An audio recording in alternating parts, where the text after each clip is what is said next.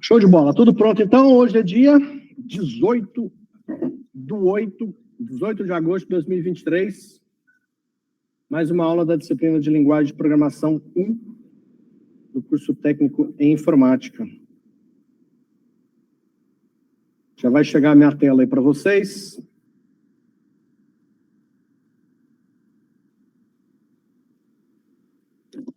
Cadê? Tá indo.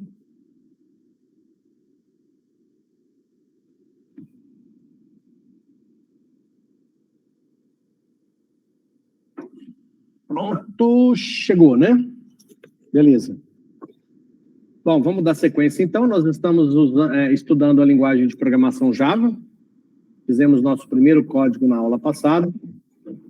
E hoje eu vou mostrar para vocês a atividade 2, que está disponível no endereço andré_lp1/at2.pdf.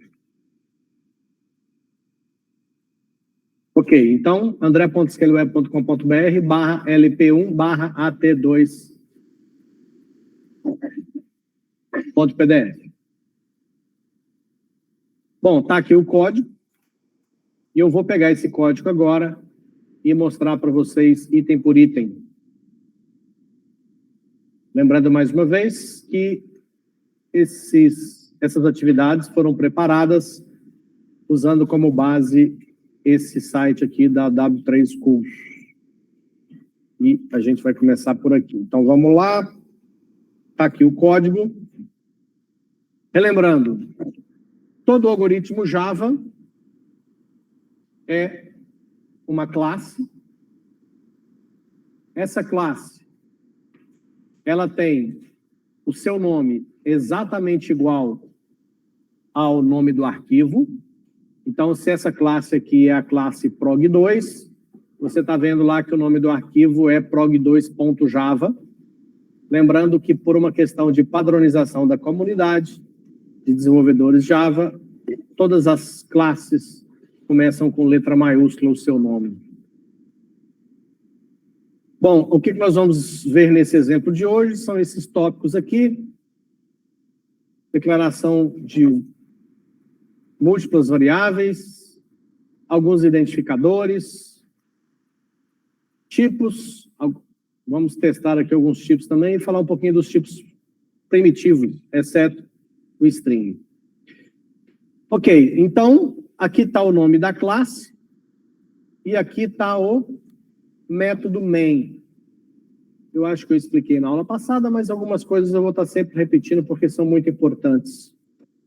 O fluxo de execução de um algoritmo Java começa pelo método main. Vocês vão ver no decorrer da disciplina que uma classe pode ter vários métodos e o fluxo de execução sempre vai começar pelo método main, certo?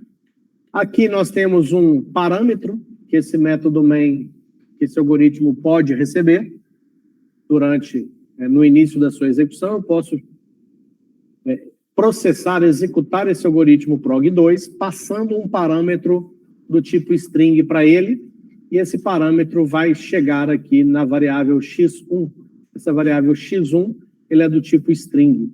Lembrando que esse x1 acaba que não é usado nesse exemplo aqui, tá? Bom, a primeira instrução desse algoritmo aqui, ó, depois da definição da classe e do método, é a criação de uma variável nome. Essa variável nome, ela é do tipo string e ela recebe a informação que está entre aspas, o ftm, espaço menos cfores, espaço menos ctit. Depois, temos a definição de uma outra variável, que é a variável professor. Essa variável professor também é do tipo string. E esta variável recebe o conteúdo que está entre aspas, que é o meu nome aqui, André Luiz Souza. Depois, esse comando nós já vimos na aula passada. Eu mando imprimir, e logo depois que eu imprimir, eu vou para uma nova linha, print ln, esse ln, lembrando mais uma vez que é de new line, né, nova linha, na saída principal do sistema. E o que vai ser impresso é o que está entre parênteses aqui. O que está entre parênteses é composto de este conteúdo que está entre aspas, que é eu estudo na. Depois, concatena-se a isso o conteúdo da variável nome. Depois, o que está entre aspas novamente. E depois, o conteúdo da variável professor. Isso aqui, esse sinal de mais, ele faz o papel de concatenar, de juntar essas partes em uma única coisa para ser apresentada na saída principal do sistema. As variáveis, cara, tem nome, é como se você está criando um atalho, entre aspas, até porque você está associando uma informação, né, como o seu nome aqui, tá? Professor, que é a variável, tipo um atalho, tá?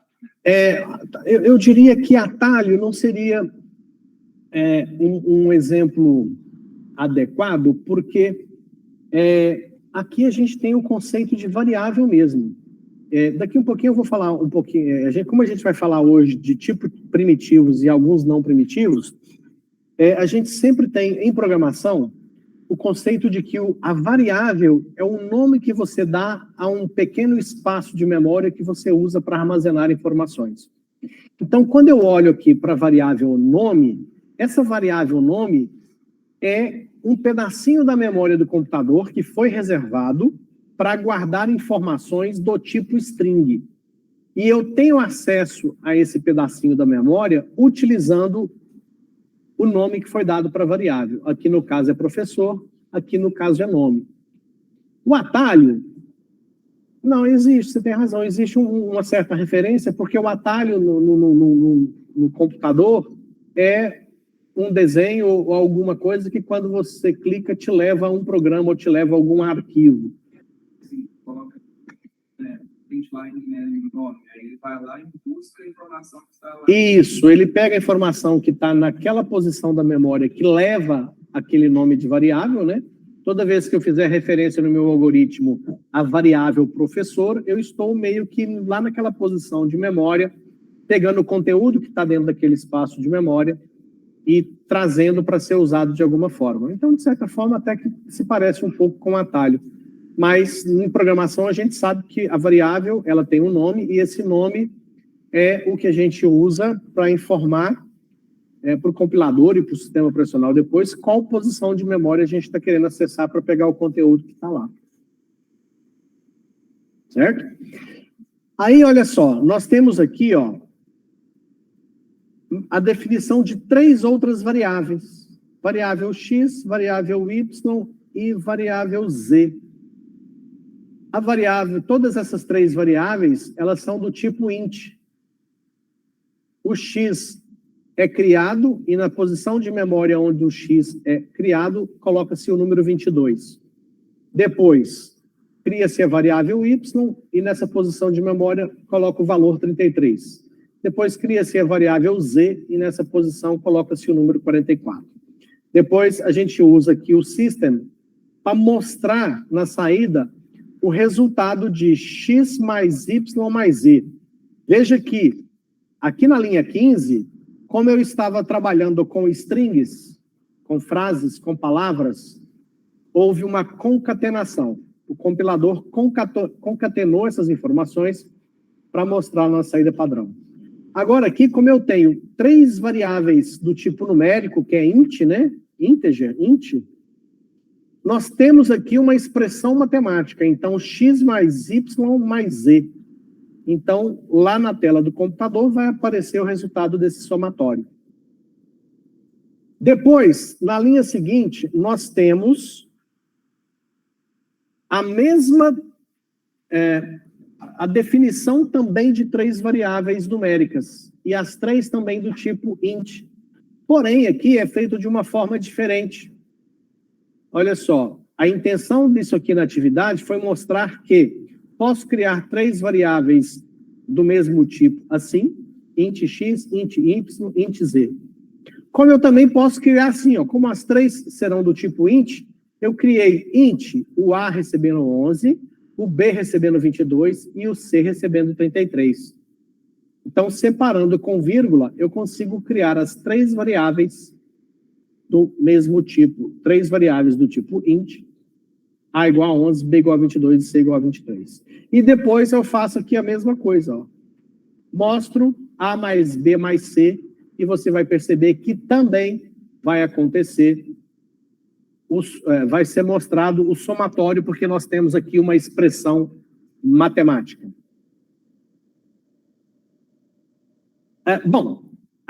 Com relação à nomenclatura das variáveis, também por padrão, tá, para aprender aí já com as mesmas manias, né, da comunidade de desenvolvedores Java, quando você for criar uma variável,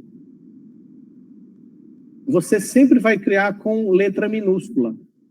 Mas, se o nome da variável que você pretende criar é a junção de 2 palavras para melhor interpretar do que se trata aquela variável, a gente coloca a primeira palavra com letra minúscula e a segunda com letra maiúscula. Então, eu criei aqui uma variável chamada saldo conta. Você, obviamente, está percebendo que uma variável com o nome saldo conta quer dizer muito mais do que uma variável y.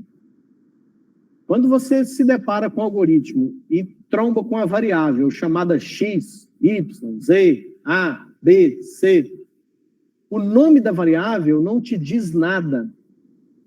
Você vai ter que traduzir o algoritmo inteirinho, linha a linha, para depois tentar entender o que aquela variável está fazendo ali dentro daquele algoritmo. Para que o programador botou aquela variável x naquele algoritmo? Ele está usando essa variável x para quê? Você tem que ser um Indiana Jones para tentar sair lá descobrindo e olhando o código para tentar descobrir o que o programador queria fazer com aquela variável.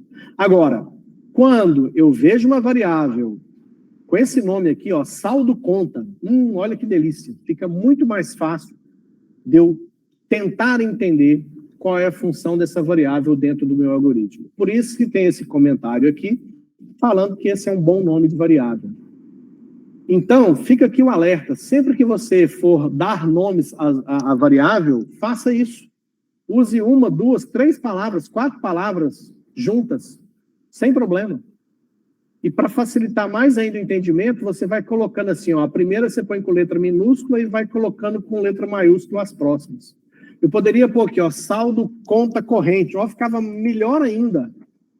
Agora eu sei que é o saldo de uma conta corrente. Muito mais simples de entender, porque saldo conta, que conta? É conta de banco, é conta da empresa, é conta do quê? Conta, né? Tem vários tipos de conta. Então, quanto mais simples de entender o nome da variável, mais fácil de você tentar entender o que aquele algoritmo faz, tá? Já na sequência, bom, isso aqui além de, estou criando uma outra variável que se chama saldo conta e que recebe o valor inicial de 2.890, tá? Na sequência, eu estou te mostrando que isso aqui não é uma boa escolha de nome de variável. Eu acabei de explicar por quê, né? Eu vou criar 3 variáveis do tipo int. Aí eu coloco MNP. Ruim, né? Bom, aqui na sequência, eu estou mostrando que se eu quero atribuir o valor 10 para as variáveis MNP, eu posso fazer dessa forma, ó. M é igual a N, N é igual a P e P é igual a 10. Então, o que o Java vai fazer? P é igual a 10. Então, N é igual a P, N é igual a 10. M é igual a N, então M é igual a 10. Então, essa é uma outra forma que eu tenho de colocar um único valor em mais de uma variável com uma única linha de instrução. Mais uma vez, vai ser mostrado aqui, ó, na saída padrão, o resultado dessa expressão matemática, que é o somatório de N mais N mais P.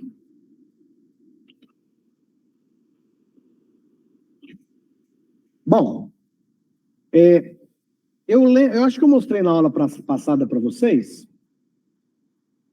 aqui, ó, nesse tutorial que eu estou seguindo, que tem a especificação de algumas variáveis, ó, string, int,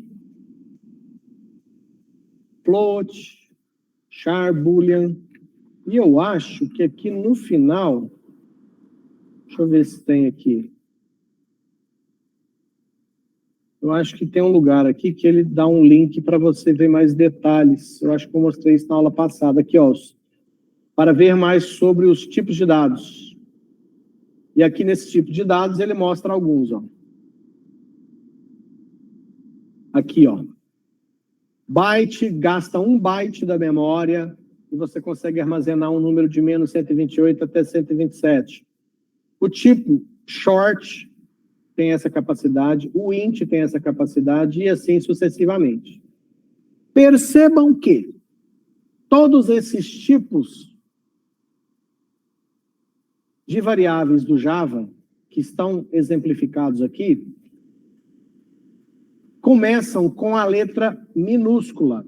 Então, float, o F é minúsculo, double, o D é minúsculo, boolean, o B é minúsculo, char, o C é minúsculo. Preste atenção nisso, porque daqui um pouquinho a gente vai ver que há diferença, tá? Estando aqui. Bom, eu coloquei alguns exemplos da criação de variáveis daquele tipo que eu mostrei lá no manual, no tutorial, tá? Então, aqui eu crio uma variável do tipo byte, idade cliente, com o valor 32.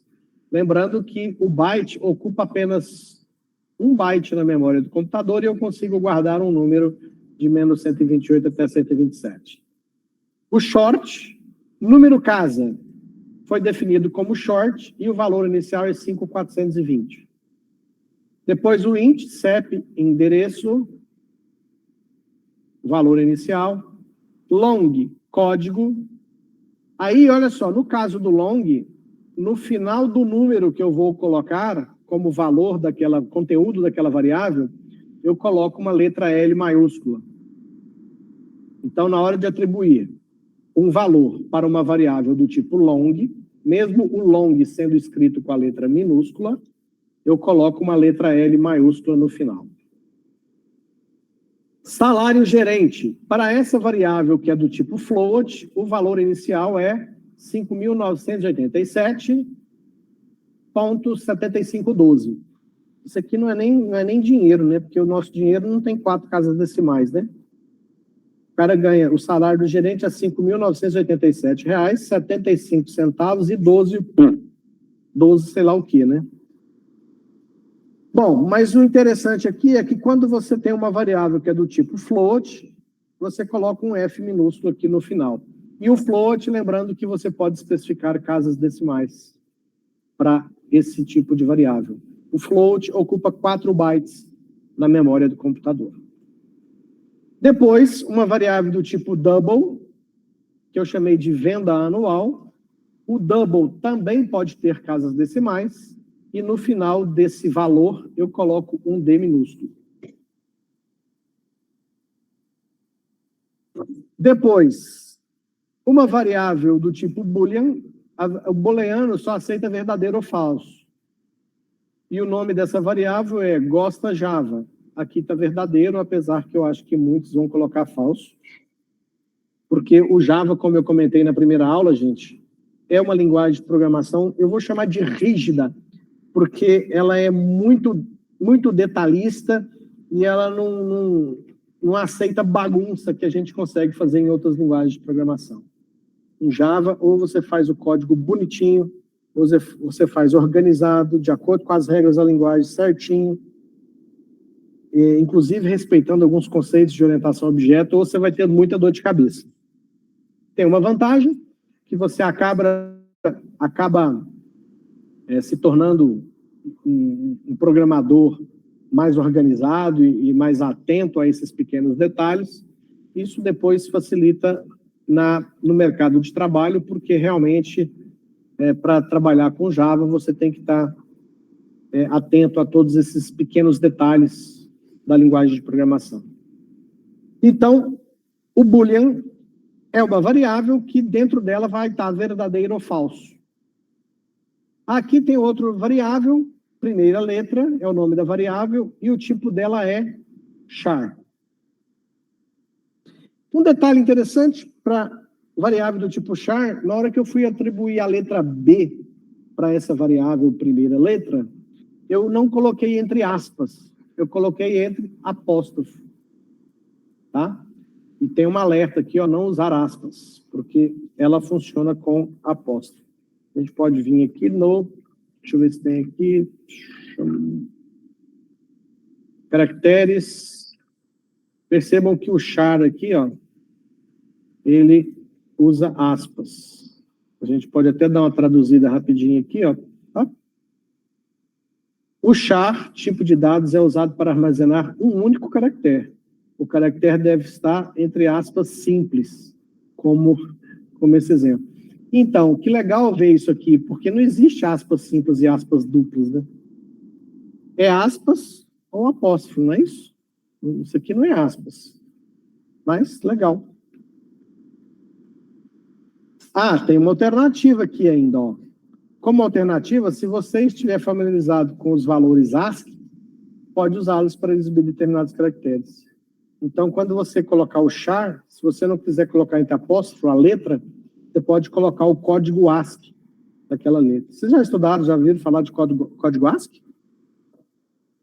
Tem uma tabelinha, isso aqui é bobo. Aqui, ó. Se você vier para o Google aqui e colocar assim, ó, tabela ASCII 2, é uma tabela que mostra, por exemplo, a letra A maiúscula é o 65. Aí tem o código decimal, tem o código octal ou octeto. Tem o código hexa, decimal e esse octal e o hexadecimal. Isso aqui é... Bom, deixa eu falar. Bom, vamos lá. De volta aqui para o nosso código. Então, depois que eu criei essas variáveis, eu mandei mostrar duas mensagens aqui, ó, e só para facilitar e separar, eu coloquei aqui, ó, A parênteses espaço, B parênteses espaço, para a gente saber o que está em cada linha na hora de ver o resultado desse algoritmo. E eu mando mostrar ó, a idade do cliente, número da casa, CEP, endereço, mais código. Na linha B, eu coloco aqui, vai aparecer a letra B lá, né, e salário do gerente, venda anual, mais gosta Java, mais primeira letra. Só para a gente ver o resultado. Muito provavelmente, o que eu vou explicar para vocês agora vai estar nas próximas atividades. Mas eu queria já comentar um pouco a respeito. Aqui nos tipos de variáveis, deixa eu ver, eu acho que esse negócio está para frente. Eu acho que ele coloca... Deixa eu ver onde isso aqui está no tutorial. Variáveis Java...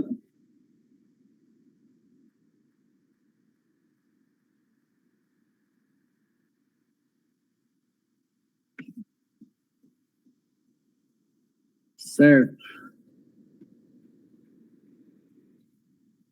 Java Strings aqui, que eu acho que ele vai falar, ó. Eu deixo para comentar isso na frente, porque tem uma atividade específica que trata desse assunto, tá? Então não vou adiantar isso agora, não. Bom, então a atividade 2 é essa. Alguém tem alguma pergunta, alguma dúvida? Falta só eu compilar e testar para ver se vai funcionar, né?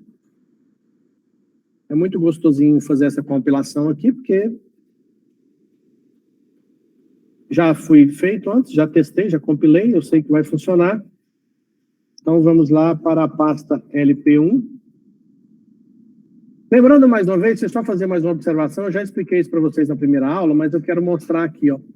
Não sei se vocês perceberam, mas nos PDFs que eu estou disponibilizando para vocês, aparece linguagem de programação 2 aqui no título da atividade, tá? Mas eu expliquei para vocês que eu estou invertendo o conteúdo das duas disciplinas com vocês, tá? Então, não repara essa linguagem de programação 2 aqui no título.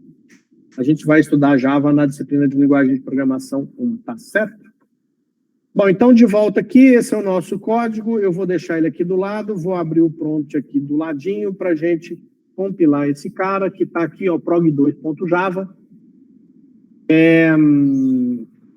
Eu expliquei para vocês que depois que o meu algoritmo está pronto, digitado e salvo, eu posso fazer o quê? Eu posso fazer a compilação do meu algoritmo como Java C, que é o compilador. Depois prog2.java. O que vai acontecer aqui? O compilador pega esse algoritmo prog2.java, faz a compilação. Se tiver algum erro, ele dá as mensagens de erro, informando as linhas onde está errado o seu código. Lembrando que esse errado é um errado com relação à sintaxe, tá? Porque provavelmente vocês já viram, né, quando vocês estudaram algoritmo, que nós temos dois erros. O mais simples de se corrigir é o de sintaxe, porque o compilador te fala, ó, isso aqui nessa linha eu não entendi. Você vai lá e vê o que você errou, né? Que você não respeitou das regras da linguagem e conserta. O outro tipo de erro é o mais complexo, é porque você fez um algoritmo, ele não dá erro de compilação, só que ele não faz o que você esperava. Você roda o algoritmo, ele tinha que fazer uma coisa e está fazendo um pouco diferente do que você imaginava. Aí significa que, ao criar aquele código, você não fez corretamente para atender uma regra específica, ou para fazer uma tarefa específica e não está funcionando. Aí é o que a gente chama de erro de lógica, você tem que tentar fazer a correção. Eu já vou adiantar para vocês aqui, eu ainda não compilei, tá? Eu só mostrei aqui, ó. Vou dar um giro aqui, vocês vão perceber que só tem o prog1.java da aula passada com o prog1.class, que o .class é um arquivo gerado pelo compilador quando ele compila o seu algoritmo. Bom, então, existe a possibilidade também de rodar direto o código-fonte. Eu não gosto muito, mas quem quiser fazer, ó, e não vai funcionar para todas as atividades. Nesse começo pode funcionar para essas primeiras atividades, mas para as atividades lá da frente pode ser que não seja uma boa estratégia. Então, se eu fizer direto aqui, ó, Java, prog2.java, ele já roda. Olha lá, ele não compilou, mas ele já rodou meu algoritmo. Então, o que o Java fez? Ele interpretou o meu algoritmo e processou ele. Então, não foi compilado, mas funciona também, tá? Mas eu prefiro que vocês façam o tradicional. Java C para compilar, prog2.java, compilou, gerou o prog2.class e agora você joga Java prog2. E aí ele processa o seu algoritmo. Então, só conferindo aqui o resultado, ó. Aqui da linha 13, ele mostrou, eu estudo na UFTM, Cefor, CTIT, com o André Luiz Souza, que é isso aqui, ó. Eu estudo na UFTM, Cefor, com o professor. É a mensagem que saiu desse print. Depois ele mostra um 99, esse 99 é o fruto da soma de x mais y mais z, que está na linha 19 aqui do algoritmo. Depois ele mostra um 66, que é o resultado da linha 21, da soma 11 mais 22 mais 33. E assim sucessivamente. Lembrando que, quando você for fazer atividade, digita, compila e me mostra, mas depois que você cumprir essa missão, faça alterações, faça testes. Mexa no algoritmo, tenta compilar e rodar para ver o que acontece. Essa é a forma que você tem para aprender mais ainda sobre esses exemplos que eu coloquei aqui. Certo? Alguma dúvida? Fechou, então. Mãos à obra.